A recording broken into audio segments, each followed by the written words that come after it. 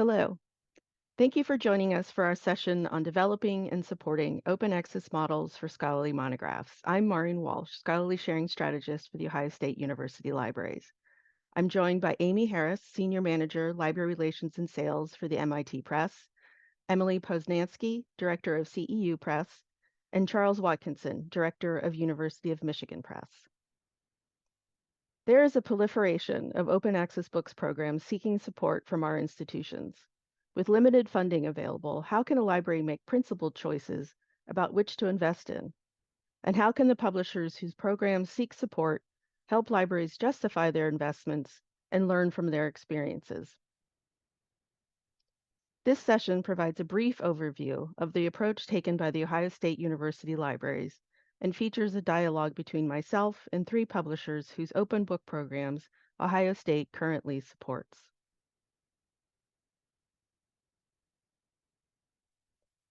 The Ohio State University is a large public research institution that has to balance the financial demands of a comprehensive university with a strong commitment to its land-grant mission. We were early supporters of programs such as the University of Michigan Press Fund to Mission Initiative, the MIT Press Direct to Open program, and Opening the Future. In this academic year, the Ohio State University Libraries is making open scholarly monographs a focus of its Transforming the Scholarly Publishing Economy strategic initiative. With Jean Springs, collection strategist, I co-lead the strategic initiative. For the past 4 years, we have consortially and institutionally directed funds away from unsustainable payment models and toward models that seek to transform the scholarly publishing marketplace. Our broader goals include educating, learning, informing, and building partnerships with stakeholders to support actions that will transform publishing economics, expand avenues of open access, extend read access, and support authors' rights. The guiding principles of our initiative inform our strategic priorities and are aligned with Ohio State's and university libraries' vision, mission, and values. We strive to apply university libraries' equity value of advancing diversity, inclusivity, access, and social justice to our work. At the foundation of our initiative is making the research and scholarship of Ohio State's faculty, staff, and students openly available and stewarding Ohio State's financial resources. Our strategic investments in open access follow multiple pathways and leverage our own university libraries' programs and services and collective action with our consortial partners. We support open scholarly infrastructure, including open source, community-supported, and academy-owned infrastructure, open scholarly monographs, diamond open access journals and publishers, subscribe to open models, and transformative and transitional agreements with journal publishers that waive open access fees for Ohio State authors. And we are committed to supporting open access publishers, scholarly and learned societies, and university presses. When considering or proposing new agreements with journal publishers, we focus on cost neutrality, shared fiscal risk, and expanded and perpetual read access to content. Models at scale, agreements that cover the entirety of Ohio State, academic freedom, authors' rights and rights retention, licensing for reuse, and global equity are drivers of our negotiations. When evaluating open access programs and initiatives, we aim to balance our portfolio with values-based collection development focused on the greater community impact of open scholarship with the return on investment for our institution. Building out intentional partnerships is an essential component of the work we've undertaken as part of the initiative. Our existing partnerships with our consortia, like the Big Ten Academic Alliance and OhioLink, have had to evolve to establish publishing agreements and to deepen our partnerships with scholarly societies and university presses and broaden our support for open scholarly infrastructure. The Ohio State University Libraries participated in TOME, or Toward an Open Monograph Ecosystem, as a funding institution. During the 5-year TOME pilot, we funded the open access publication of 16 monographs authored by Ohio State faculty and published by participating university presses. Following the success of the TOME pilot, we recently launched the new Ohio State Open Access Monograph Initiative, a program similar to TOME that provides subventions for open access monographs authored by Ohio State faculty and published by university presses. As we work to expand the portfolio of our support of open access monographs this academic year, our aim is to balance funds that directly support our own authors and researchers with programs and initiatives that move beyond the BPC and affect the larger ecosystem and marketplace in globally positive ways. When we evaluate impact, we look at impact for our own authors, researchers, and campus community, but we are also weighing the greater good and our role in the scholarly communications ecosystem. It is a priority of ours to support academy-owned and university presses, but pragmatically, we also have an institutional impact focus, and we are open to evaluating other business models. In addition to supporting Ohio State faculty authors through our own Open Access Monograph Initiative Fund, University Libraries currently supports as a single institution the Open Book Collective, including the scholar-led open access presses and the Toth Open Metadata Platform, Opening the Future, including CEU Press and Liverpool University Press, Bloomsbury Open Collections, and Knowledge Unlatched Select Humanities and Social Sciences Books Complete Package. The Open Monograph Initiative's infrastructure and funding models University Libraries supports as a member institution of the Big Ten Academic Alliance include MIT Press Direct to Open, University of Michigan Press Fund to Mission, Path to Open, Big Ten Open Books, OAPEN, and the Directory of Open Access Books.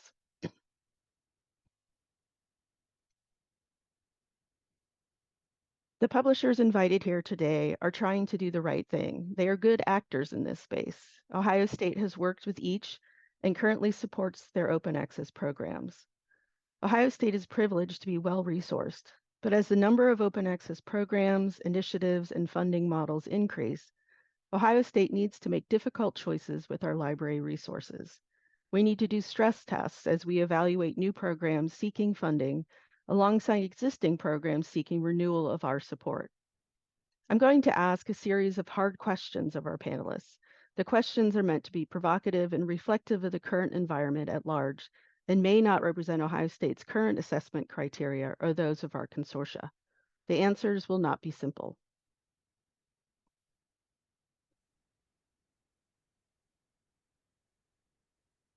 To begin our panel discussion, let's think about open access monographs and quality.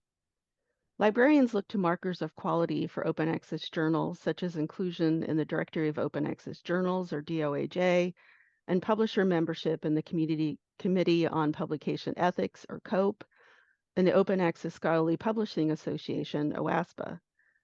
What are measures of quality for open access books? Amy, would you like to start us off with a perspective from the MIT Press? Of course, Maureen, and thank you so much for convening us for this discussion. I will be speaking, primarily from the position of a university press. Clearly, Ohio State participates in a lot of other initiatives with scholar-led presses, et cetera. But speaking for university presses, they pretty much universally employ a number of editorial practices and safeguards that ensure that books that we publish are high quality, and not just the scholarly books, often the trade books too. University presses employ professional acquisitions editors who work in concert with series editors, peer reviewers, and editorial boards, which are typically comprised of scholars based at their host institutions or their affiliate institutions to evaluate the merits of proposed projects. Peer review, in particular, is essential to the university press mission of advancing and disseminating scholarship.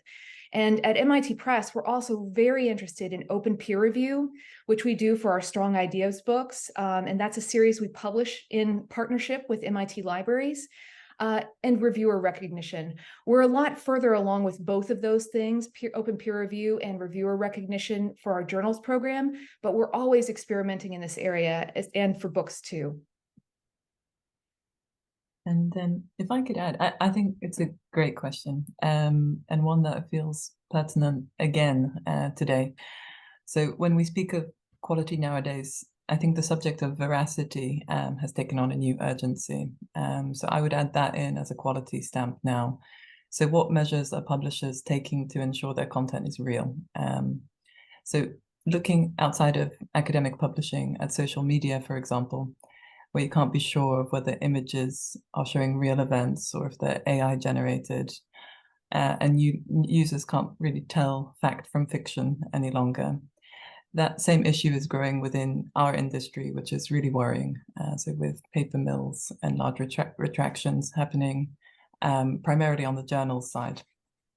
In any case, I think this is an important issue, and for small to mid-sized university presses, we know our authors and we can stand behind our content. So that's, I think, a serious quality factor nowadays. Yeah, and Maureen, you mentioned the different organizations that librarians rely on for journals. It's a little bit different in the book space. The Directory of Open Access Books does require, and I quote, it requires that academic books in DOAB shall be subject to independent and external peer review prior to publication. And so it does perform a vetting function before publishers can submit titles.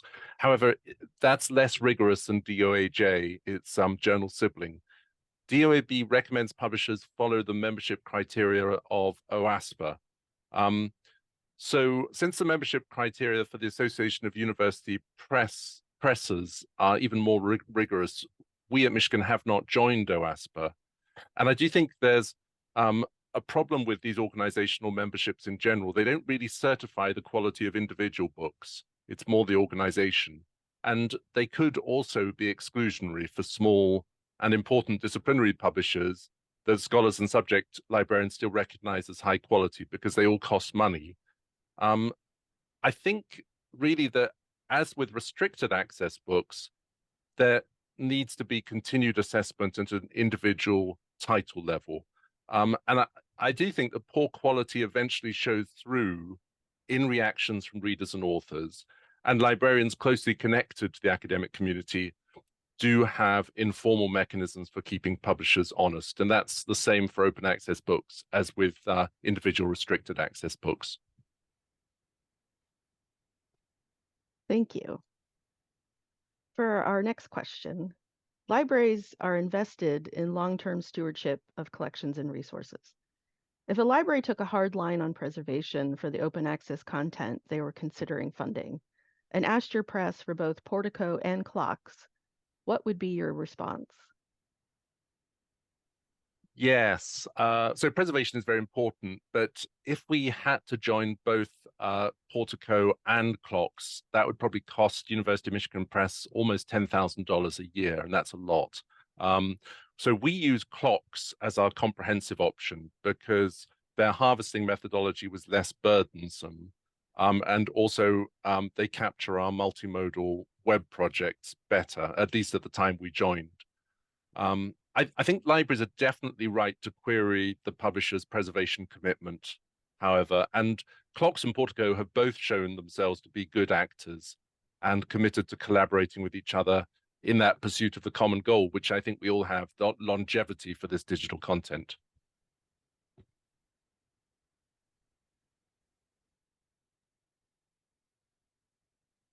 Much of the support from libraries in this space is wrapped up in values-based collection development.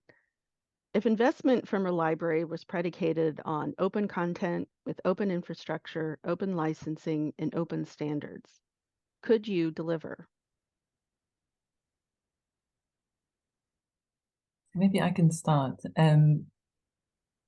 It's a good question again, and I think it depends on the type of publisher. So a fully open access publisher it might be easier for them to tick all those boxes from the get-go. But the factors you listed, they're all considerations when setting up an OA program. So I can say for CEU Press, we're moving our front list into open access. Those books are published under a CC license using most OA standards. I say most because we're a small team and it's hard to stay abreast of sort of new developments, but it is something that we monitor. And then on the infrastructure side, that was a consideration for us when picking who to partner with for our new website, which is coming soon. That platform is built on open source. So that was one reason why we decided to work that way. But I will just say that our requirements are different to a bigger publisher. So for example, on our new website, We have an ebook reader, and we'll be fulfilling orders to individuals, but not to libraries. And so the question is, what open source solution is there to offer that kind of functionality? Right. Yeah. And at MIT Press, we're already publishing open content that's CC licensed. That's the standard for our open access works. And we use many open standards. Our bugaboo is open infrastructure, and we could stretch to open infrastructure, but it would likely come with costs and some trade-offs.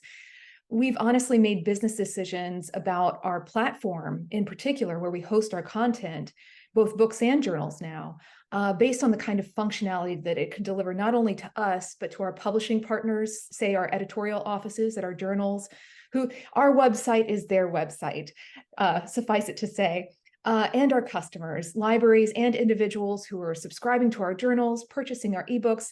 We've tried to do things like make sure that we have counter and sushi reports, Open Athens, et cetera, trying to give those services to our customers. We just don't have people on our staff who could actively develop open source tools and keep them up in the same way that some of the proprietary platforms do. But Charles has done a lot of work in this area, so I might pass it on to him. Yeah, I mean, absolutely. The staffing issue is real. University of Michigan Press has committed to open source infrastructure. So we use and run the Fulcrum platform as well as the open content. But we absolutely needed grant funding to get that on the path. So the Fulcrum was funded by the Andrew W. Mellon Foundation in its building.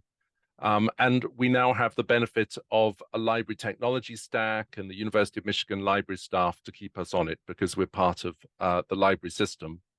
I mean, on the plus side, Fulcrum gives us the flexibility to do new kinds of book-like object, not to be so bound by the constraints of a more off-the-shelf platform. But it's absolutely true that the time, energy, and money we take maintaining that platform has an opportunity cost, and it's quite stressful for staff sometimes. So trying to do it all is a lot. Open standards like IIIF, EPUB 3, Onyx, they're different. I think they are absolutely essential to making open books discoverable, accessible, and preservable. So it was good to hear Amy and Emily both talking about those. Thank you. If a library requested that all open access backlist titles be converted to accessible, reflowable EPUB 3 files with alt text and described by text, and with access that met the latest Web Content Accessibility Guidelines 2.1 AA standards, could you deliver? I'd be happy to take this one. I think my answer really hinges on the difference between all open access backlist titles and all backlist titles. If it's the former, with the right grant, MIT Press might be able to do that, as it would affect hundreds rather than thousands of backlist titles in various states, from scans of books that we published in 1950 to works that are more recent and, kind of conform to more modern standards. I think if it were the latter, all backlist titles, I think most university presses would find that hard, an enormous and likely insurmountable challenge. EPUB conversions per title run hundreds or even thousands of dollars. And the task of creating alt text for our presses, thousands of backlist titles, would require great care, I think, if we wanted to do that correctly, and a great deal of staff time. We're really focused on making our current and future titles accessible, and it's worth noting that our platform and content currently meets WCAG 2.1 AA standards. But given the size, age, and range of our back catalog, it would be really challenging, and expensive to tackle making all of that, really accessible, unfortunately. Thank you. In addition to the front list being open, what if you came under pressure from libraries to make your backlists open? We have been asked about that. And I think in short, what it would take is steady support from our librarian partners. So like a lot of university presses, the non-OA backlist funds are other overheads. So we're building up funding through Opening the Future, and that has grown to fund around half of our front list in open access. And if we continue to see growth there, and if we see longer term commitment, then we could transform the model into a membership scheme. So it funds the front list only, and then that would free up the backlist. And then what next? So I think we could take an honest look at the situation, see what could be done with the backlist. But probably we would need to diversify our sources of income further, and make a decision thinking about the future stability of the press. So all in all, we're committed to OA, and if we could see that that was a sustainable path forward, we would take it. But there's a lot of factors to consider there. Thank you. Libraries are getting used to read and publish agreements with journal publishers that directly impact their own institution's authors. What kinds of incentives could you offer individual institutions, and what challenges would that present for your press? Yeah, this is an interesting one. Read and publish agreements. Well, we definitely develop richer relationships with supporting institutions. So, for example, our acquisitions editors have done virtual publishing workshops on OA with partner libraries. However, we've really tried to shy away from managing financial waivers or discounts for campus authors, and that's mainly because of the complexity of managing those. A lot of overhead. But it's also because fund to mission at Michigan is a hybrid financial model. And we do rely on institutional payments for specific titles, as well as library purchases of the whole collection to make the money side work. And I do think there's also the issue of volume. So edited books can certainly involve 12 or more authors, so much more like a journal. But most of the books we publish are single or dual authored. So I think even if one thinks at a chapter level, we are publishing far fewer authors on fewer campuses than most journal publishers.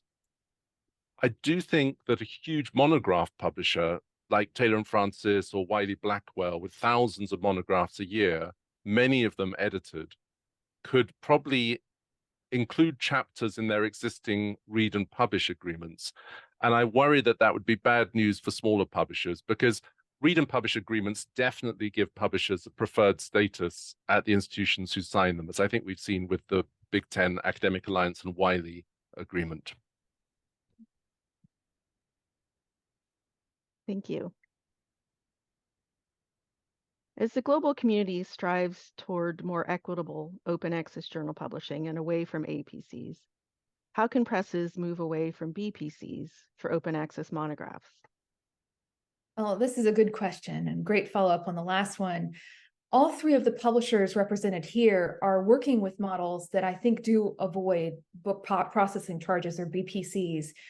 When MIT Press designed Direct to Open, some of our design criteria were that the model be economically sufficient for all press monographs, stable over time, inclusive and equitable, and scalable.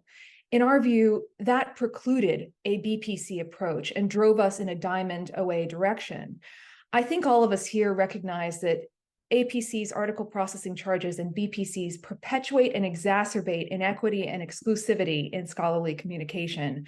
I know that there are initiatives that are seeking to make APC-based models like read and publish more equitable, but I also feel like anyone who's interested in issues of affordability and sustainability in scholarly publishing and worries about the ecosystem's susceptibility to publisher gaming and profiteering should be wary of the whole approach.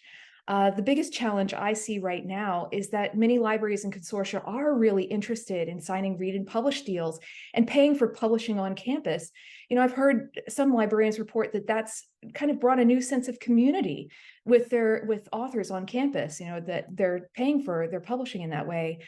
But how can university-based or scholar-led presses move away from BPCs or for open access monographs?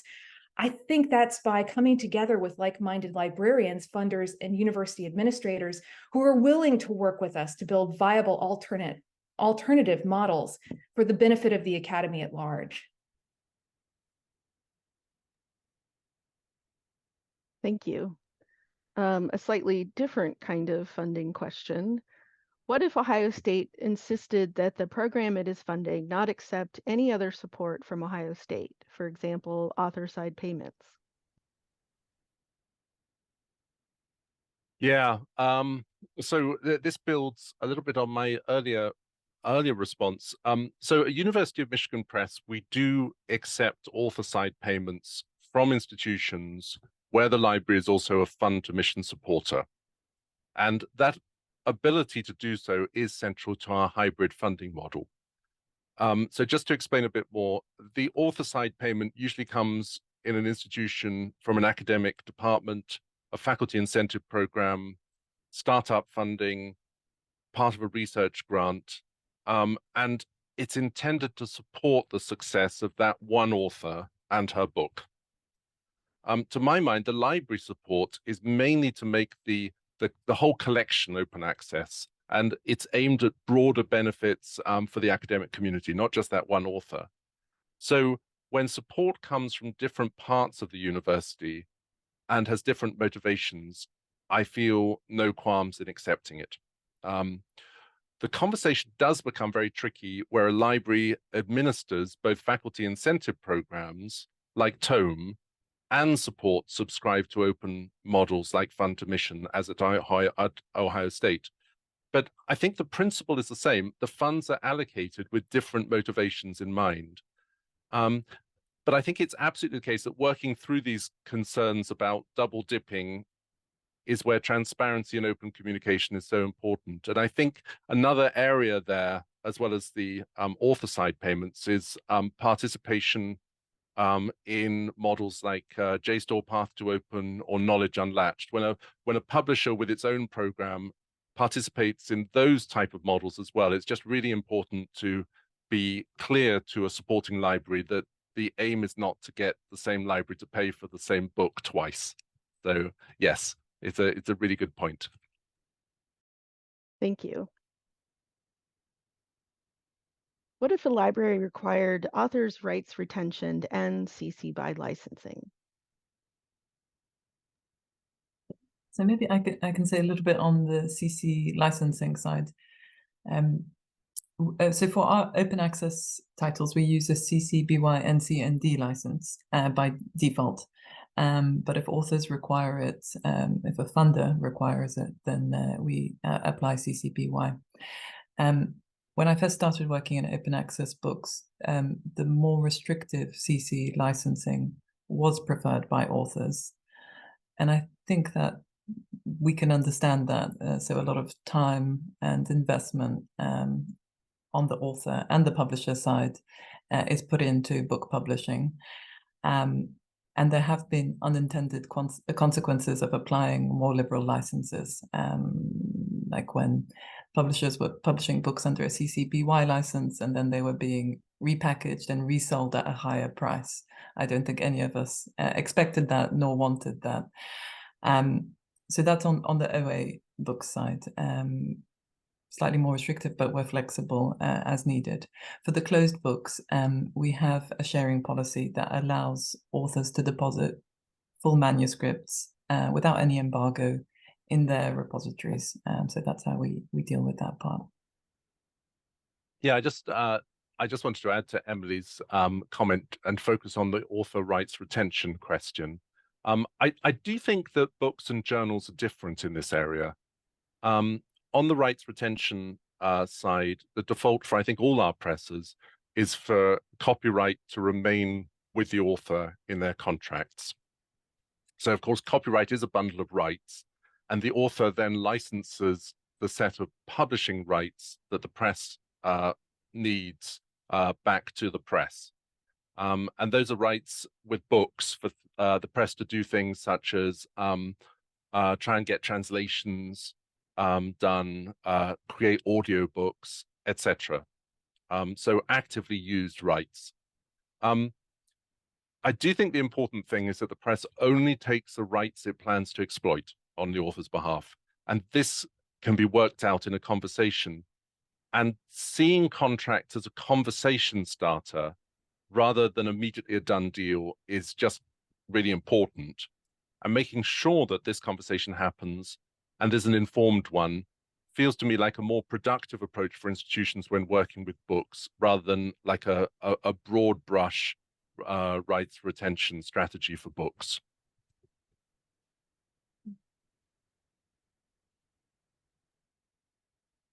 Thank you. I could ask questions all day, but we will need to wrap up this conversation. So to end with, for many libraries and consortia, we are coming up on the end of the initial multi-year pilot investments in open access monograph programs. To each of you, what is the one thing you're focusing on now to ensure sustainability of your open access monograph initiatives?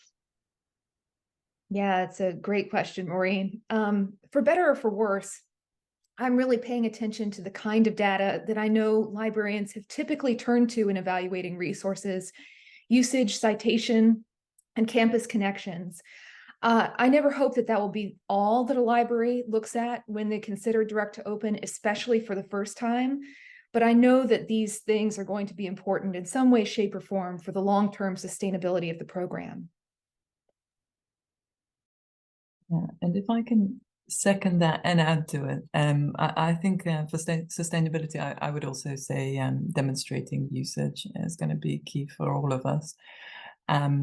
But that is also dependent on us putting excellent books into our programs, which we are all doing.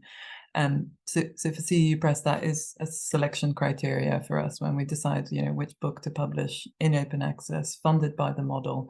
Then we pick the ones that we think have the broadest appeal and have the highest relevance globally as an investment. That aligns with our mission, but it is also an investment into the future of the program.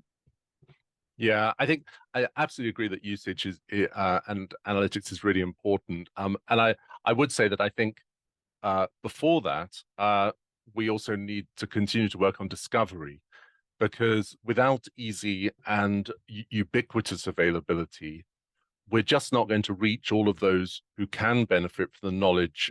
We're doing so much work to disseminate open access, and that means that we won't get the usage that these books deserve. Even in the US, we're struggling still to get OA books into academic library catalogs. And we've yet to get much traction in public libraries, which is absolutely crucial space for them. So I do think that OA books still remain frustratingly invisible. Thank you, Amy, Emily, and Charles. Very thought-provoking. I'm looking forward to the questions from the audience. So thank you for joining us today, and we hope to see you for the Q&A.